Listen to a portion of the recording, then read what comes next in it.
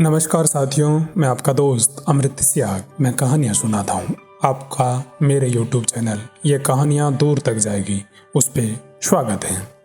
मैं आपको सुना रहा था अफ्रीका महाद्वीप के एक देश सीरिया लियोन से ये कहानी लॉन्ग वे गॉन, लंबा सफ़र छोटा बचपन। एक बच्चे इस मलबे की कहानी है जो बचपन से ही अपना घर परिवार उसको अलग हो जाता है और विद्रोही संगठन में ज्वाइन हो जाता है और वहाँ पे वो बंदूक ले लेता है और ड्रग्स करना शुरू कर देता है। और उसके बाद वो उसकी ज़िंदगी का मोड़ लेती है और वो एक पुनर्वास केंद्र में चला जाता है जहाँ पर उसका साथ मिलता है मैडम एस्टर मैडम से। और वहाँ पे भी अभी भी वही मानसिकता से गुजर रहा था, लेकिन अब क्या उसकी ज़िंदगी एक नए मोड़ ले पाएगी? क्या वो सारी चीज़ें, वो ड्रग्स को भूल पाएगा? क्या वो अभी किसी को मारने और हिंसा में रखने वाली भावना को ख़त्म करके एक नई ज़िंदगी को जी पाएगा? वो सारा हम इसी एपिसोड में देखने की कोशिश करेंगे। तो स्वागत है आपका।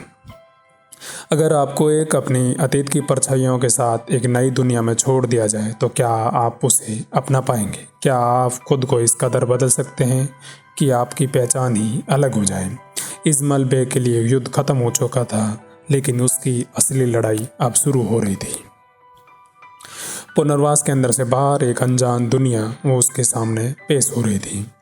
इस्माइल ने महीनों तक पुनर्वास केंद्र में रहकर फिर से जीना सीखा, लेकिन अब समय आ गया था कि वो बाहर की दुनिया में कदम रखे और लोगों से मिल सके।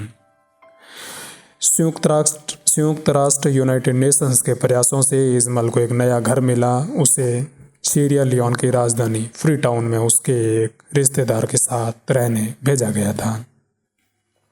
लेकिन सवाल यह था, क्या इस शहर में एक युद्धग्रस्त सैनिक के लिए कोई जगह थी?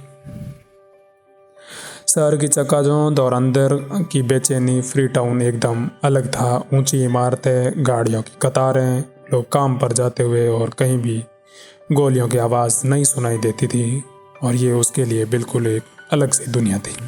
लेकिन इस्माइल इस शांति को महसूस नहीं कर पा रहा था। अतीत के डर का पीछा था उसका। हर रात जब वो सोने जाता तो उसे अपने पुराने दिन याद आते, गोलियों की आवाज़, दोस्तों की मौत और वो पहला दिन जब उसने किसी को मारा था। वो चौंक कर उठता और पसीने से भीगा हुआ रहता था।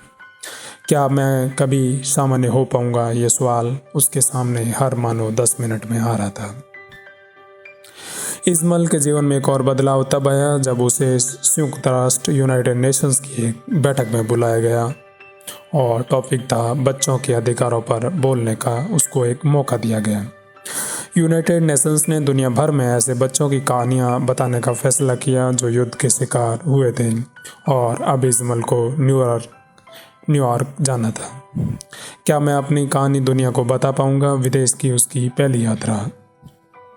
इस्माइल पहली बार किसी विमान में बैठा। एक नई जगह, अलग लोग, चमचमाती इमारतें, लेकिन सबसे ज़्यादा अजीब था, यहाँ कोई डर नहीं था।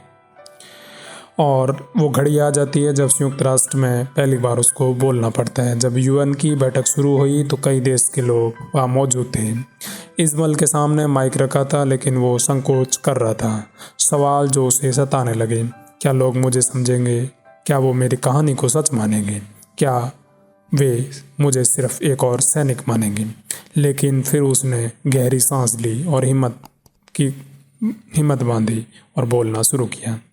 मैं सिर्फ 12 साल का था जब मेरी दुनिया बदल गई थी। और आगे सुने। इस्माइल की कहानी ने दुनिया को हिला दिया। जैसे ही उसने अपनी कहानी बताई, पूरा हॉल खामोश हो गया था। लोगों की आंखों में आंसू थे। यूएन के अधिकारी खड़े हुए और ताली बजाई। तुम्हारी कहानी लाखों बच्चों की आवाज़ बनेगी। लेकिन खतरा अभी भी बाकी था। जब इस्माइल वापस फ्री टाउन लौटा तो उसे लगा कि अब सब कुछ ठीक हो जाएगा, लेकिन युद्ध अभी पूरी तरह ख़त्म नहीं हुआ था। उसके बाद फ्री टाउन पर हमला होता है। कुछ ही हफ्तों बाद विद्रोहियों ने राजधानी पर हमला कर दिया। चारों तरफ गोलियां, आग और तबाही का मंजर नजर आ रहा था। इस्माइल ने सोचा, क्या यह सब कभी ख़त्म नहीं होगा? एक अनवरत चलता रहेगा क्या? भागने के फैसला और अमेरिका जाने की योजना वो सोच रहा था। अब इस्माइल को पता था कि अगर यहाँ रुका तो या तो ये उसे फिर से सैनिक बना दिया जाएगा या वो अब मारा जाएगा। उसे भागना होगा उसे यहाँ से भागना होगा। नया जीवन, एक नया सफ़र उसे तय करना होगा। इस्माइल को अमेरिका में रहने वाली एक महिला लॉरा सिम्स ने उसे अपनाने का फैसला किया, लेकिन सवाल था क्या वो फिर से सब कुछ छोड़ पाएगा? क्या इस्माइल अमेरिका में नई ज़िंदगी जी पाएगा? क्या वो अपने अतीत को पीछे छोड़ पाएगा? क्या फिर से उसका दर्द ख़त्म नहीं होगा? अगले भाग में जब इस्माइल पहली बार अमेरिका पहुंचेगा, जब उसे एक नई ज़िंदगी मिलेगी, क्या वो इस बदलाव को स्वीकार कर पाएगा?